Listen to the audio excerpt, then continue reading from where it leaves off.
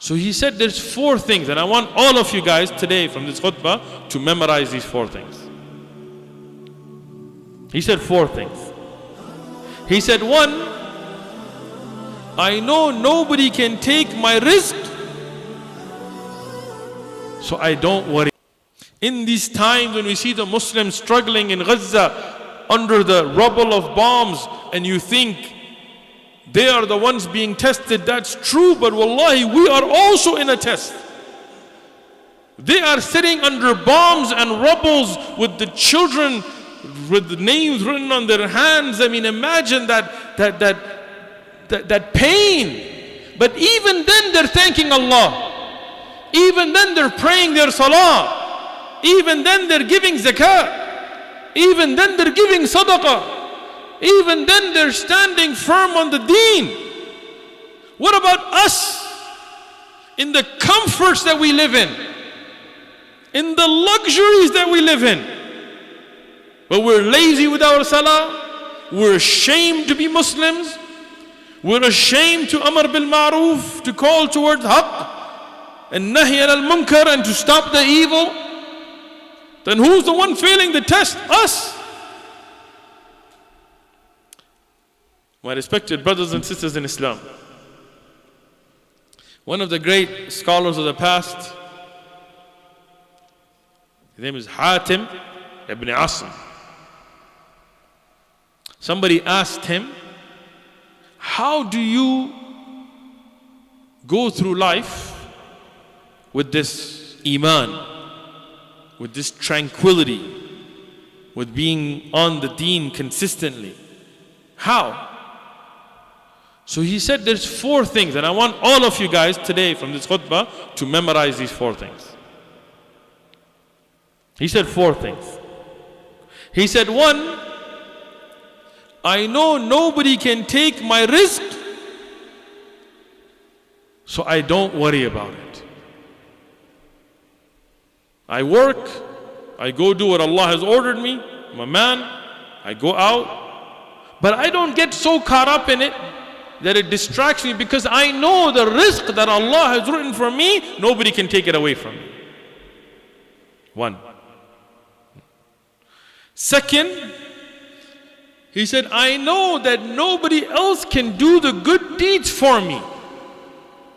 I cannot just tell somebody, hey, I'm going to pay you, you go make salah, I'm not going to pray. Son, I'm busy working, you pray for me. Wife, you go pray for me. No. Allah will hold you accountable for your deeds. So he said, I know that nobody else can do my deeds for me, so I busied myself with those deeds. Second. Third, he said, I know that death can come at any time, so I prepared for it.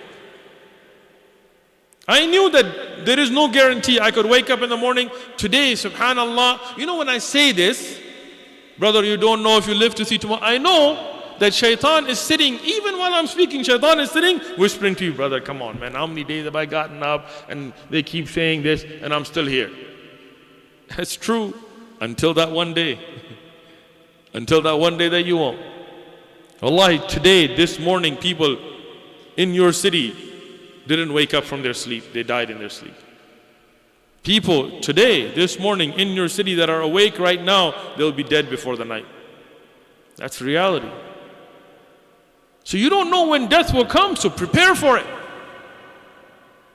Fourth, he said, I knew that Allah sees me wherever I am, so I felt shy to sin while Allah sees me.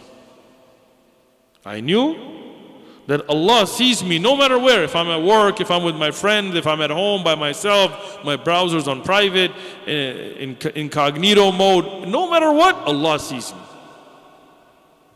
So I felt shy. How can I be sinning and Allah is looking at me? So inshallah, we hope from this khutbah, we will bring these 4 into our lives. Alhamdulillah, we have a conference in this masjid tonight, tomorrow, the day after, all the way into Monday. And we have speakers coming from all over to benefit us regarding Surah Yusuf, one of the most beautiful and eloquent and amazing chapters in the Quran.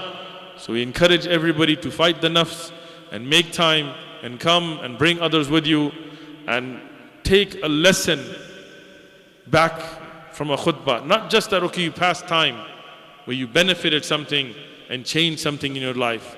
قولوا قولي هذا واستغفر الله إن الله غفور رحيم.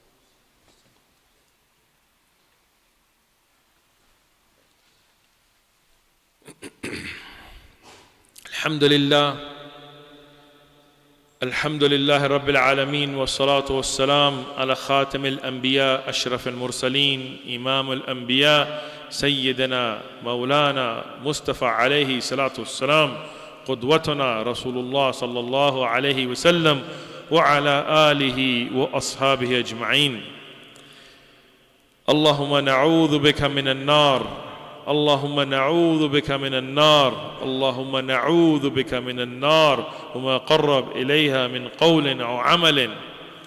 اللهم نسألك الجنة، اللهم نسألك الجنة، اللهم نسألك الجنة وما قرب إليها من قول أو عمل. اللهم نسألك الجنة لنا ولوالدينا ولمن له حقا علينا يا رب العالمين، فاغفر لنا وارحمنا إنك أنت غفور رحيم. ظلمنا أنفسنا ظلم كثير ولا يغفر الذنوب إلا أنت، فاغفر لنا وارحمنا إنك أنت الغفور الرحيم. يا أول الأولين يا آخر الآخرين يا ذا القوة المتين، فاغفر لنا وارحمنا إنك أنت الغفور الرحيم. اللهم اشف مرضانا واغفر موتانا إنك أنت الغفور الرحيم. اللهم انصر إخواننا في فلسطين، اللهم انصر إخواننا في غزة وفي شيشان وفي أفغانستان وفي هند وفي سودان وفي كل مكان يا رب العالمين، فاغفر لنا وارحمنا إنك أنت الغفور الرحيم. وأخي